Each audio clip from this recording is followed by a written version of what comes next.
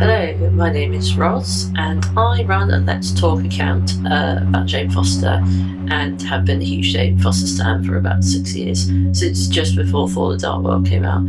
I admired her before then after I saw the first Thor movie, but after The Dark World I actually started reading some Thor comics and kind of fell in love with her there too. I fell down a comic book rabbit hole after that, after the then unknown female Thor was introduced. After that it was revealed to be Jane. I just never stopped, and I've always been a comic book reader, but I sort of became interested in her history quite recently, and binge read a lot of Jane Foster comics from both before and after she became Thor. It was always MCU Jane that made me fall for her, but it's tough out there for a Jane Foster stan for all the reasons you can imagine. But the one thing that has come up the most since Jane Foster became Thor, and especially since the end of her run in May 2018, is this: oh, Jane's better written in the comics, or MCU Jane is a poor adaptation. Now this is an interesting take, and don't get me wrong, some aspects of this are kind of true, mostly that Jane actually gets her own story and it gets to come to a conclusion and it's better realised, I guess. But to say that she's a poor adaptation, overall it's disingenuous and suggests that those who say it aren't familiar with the comics prior to Jane becoming Thor. To be fair, in some ways I don't blame them, most of them aren't all that great. But trying to invoke the comics to argue why you're ignoring and hating on them, MCU Jane Foster, is kind of silly. So the best you can say about Jane Foster's comic book existence prior to becoming Thor is that she's there. She's a potentially compelling character, from risking her career and livelihood to pay for a child's medical bills from Thor Season 1, which is a reimagining of Thor's origin story, to helping fugitive heroes during Civil War. In particularly, there's a really good moment in Dan Jurgens' run in 99 or possibly 2000 when Jane's kidnapped by the Absorbing Man so she could treat Titania for cancer. Both of them are so poor that they live in a squat, and Titania is dying whilst lying on a dirty mattress. It's pretty grim, and as soon as Jay sees it, she has been kidnapped, I ought to point that out. As soon as she sees it, she sets to work trying to help. The best moment is when she gives Absorbing Man money to buy the medication she will need to treat her, so he doesn't have to steal. And this is really interesting given much later when Jane becomes Thor, she ends up fighting both of them, and Absorbing Man is really sexist to her, so she punches him in the jaw. That's quite a controversial moment, especially for people who are like, I don't like female Thor, SJW's ruining comics. I should go and explain how she was first introduced. So Jane was first introduced in Journey into Mystery number 84, way back in September 1962. I would not recommend any of Jane's early appearances. It was the 60s, it was bad. The rest is silly, kitschy fun, but if you care one iota about Jane as a character, you'll want to pretend none of this exists. It's not just classic 60s wilting damsel in distress, but there's also some worryingly ableist and pretty Republican views on healthcare. It's bad, but it's also pretty typical of the early 60s. This is 62 when this came out, so not surprising I suppose, but it's still really uncomfortable to read. She's the sort of girlfriend of Donald Blake, Thor's alter ego, and she's a nurse at this point. She doesn't become a medical doctor until Dan Jurgens' run in 1999-2000. Being kidnapped or hypnotised by Loki is pretty much her only job in early Thor comics. And once Donald Blake finally reveals to her that he's really Thor, he takes her to Asgard and pleads with Odin to let her join the ranks of the gods so they can be married and be together. So Odin prepares a test for her. He makes her the goddess of flight and rigs a test to prove her goddesshood so that she fails, and then he casts her back to Earth with no memory of Thor or Asgard, and then eventually she marries a boring nothing man named Keith Kincaid. Actually, Jane is still attacked and kidnapped by villains because they think she's still involved with Thor. To be fair, he keeps an eye on her and sees how she's getting on, and it's implied that he still has feelings for her and at least wants her to be happy.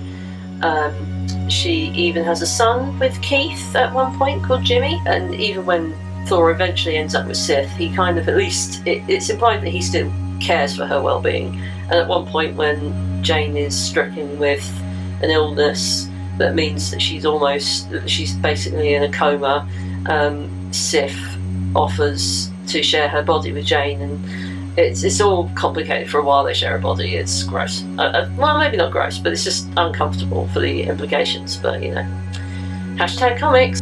Jane's kind of, apart from Dan Jurgen's run, she's kind of in the background occasionally.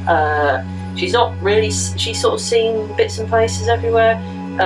During the Civil War run, she's actually a doctor who's on Cap's side and helps fugitive heroes medically, like medical things. And she's actually a doctor for the Avengers for quite a while, actually. She's like their medical officer type thing for quite a long time. She moves out to Broxton, Oklahoma during J. Michael Straczynski's run, and here she's divorced Keith and lost custody of her son. She goes out to Broxton because she thinks Thor's there, and when she finds out that Thor is there but he's not there to see her specifically, she gets quite upset about it. It's not great characterisation. It's a very celebrated run, but the way that JMS treats Jane is uncomfortable at very best.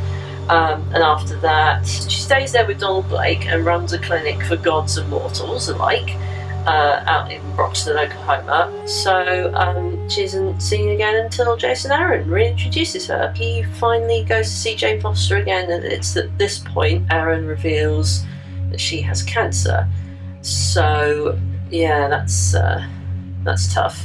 And he takes her to the moon and sort of asks her, he like begs her to let him take her to the healers, and she just says, no, I'm not having any more magical healing, thanks. And given that the last time they used magical healing she had to share a body with someone else, #comics, she's kind of like, no, I just want to use earth medicine, thanks very much. And don't blame her really. And then it's much later on, after Thor becomes unworthy, that Jane goes and picks up the hammer and is Thor. The female Thor first comes out, is announced in 2014, so that's the whole year after Thor the Dark World, and then she is revealed to be Thor in 2015. For about 8 months, no one knew who it was. There was obviously a lot of theories banded around, and there's a whole thing in the comics where Thor's got a list. Odinson's got a list and goes around trying to figure out who it is. He crosses Jane off the list because she's far too ill, but it's her giving up the chance to be well again that makes her worthy, that every time she picks up the hammer it's killing her. This is all a roundabout way of saying MCU Jane is not a bad adaptation of the comics, because the comics you're thinking of came out after Jane's appearance in the MCU, like quite a bit after. She's actually quite a good adaptation of her early appearances. The only good bits of her character prior to Jason Aaron are arguably Dan Jurgen's run, and also Thor the Mighty Avenger, which was like a one-off, not set in like main Marvel canon. And Jane's a museum curator in that one. It was released to tie in with the first Thor movie, and it's so lovely. It was cancelled way too soon. I'm still bitter about it. The turning point, arguably, for this character is probably her appearances in the MCU. If you actually read Thor like Jane as Thor, it's far more based on MCU Thor than you might imagine. While she has her moments, comic book 616 Jane Foster is not really given a lot to work with in the comics, so she is still brave, headstrong and smart, does the best she can with what she's got. This sounds like MCU Jane, who drove into a vortex of light, broke into a shield facility, engineered a rescue attempt for a shield facility, knocked out a god with her car, slapped another, punched yet another, yelled at Odin, used her science to defeat dark elves, survived an Infinity Stone, and fell in love with Thor just like most of us probably would have done. And if she were a dude, this fandom would be like totally all over her, and as such she's a boring, bitchy damsel in distress, and that's quite frustrating. I hope I've provided some information. Yeah, let's call it that's information, I guess. I've probably got some things wrong, but comic book continuity is completely nuts anyway, and yeah, Okay, well, thank you very much for letting me ramble on, and I hope it's helpful. Okay, bye.